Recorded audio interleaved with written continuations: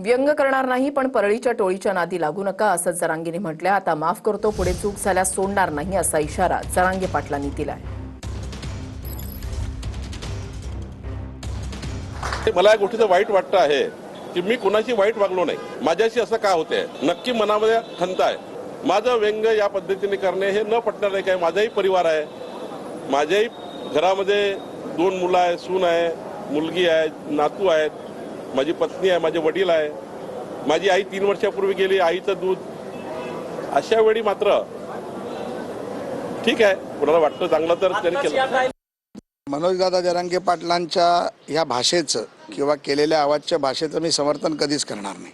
त्यांना एकच गोष्ट सांगितली होती, कोणाबद्दल वैयक्तिक व्यंग टीका, कोणाच्या आया बहिणीवरनं टीका करणे योग्य नाही. आमच्या मराठा समाजाची लेक ज्याच्या घरात आहे त्याच्याबद्दल आम्ही नाही बोललं पाहिजे. कोणाबद्दलही बोलत असताना दादानी आज समाजाचं नेतृत्व करतायत, तर ते समाजाच्या नेतृत्वाला कुठे डाग लागणार नाही याचा देखील प्रयत्न केला. तुम्ही काल जे व्यथित झालात, आम्हाला पण वाईट वाटलं. मला सुद्धा, मी रात्री बघितलं ते की तुम्ही तुमच्या आईचं नाव घेतलं. शेवटी ती मायमाऊली आई ही आई असते सगळ्यांची.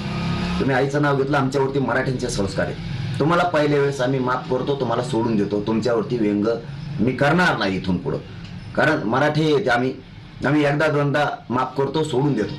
पण याच्यानंतर जर चूक झाली तर सोडणार नाही तुम्हाला. आणि तुम्ही आता इथून पुढं परळीच्या टोळीच्या नादी लागून कुठाने कसलेच करू नका आणि मराठीच्या विरोधात जाऊ नका.